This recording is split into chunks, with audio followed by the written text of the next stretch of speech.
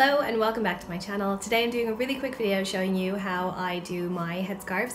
At the moment I only do one style with them. I know that there's lots and lots of different ways to tie headscarves, but this is the way that I do mine, and it's really quick and really easy. So if you like this look and you want to do it on your own head, just keep watching. So this one here is a pashmina. You know, the ones that are usually the cashmere material, they always have one of these kind of labels on them and they have the tassels on the end of it. These are the best ones I find. They don't slip off your scalp and it's easy to tie them nice and tight and everything. This one is a silk scarf that my mom actually gave me. So it's sort of similar to the pashmina style in that it is wide and has the tassels, but it is a thinner material, and because it's silk it is more inclined to slip. And then also because it's not as large, the kind of bun on top is a bit smaller. But yeah, I'm gonna just show you anyway.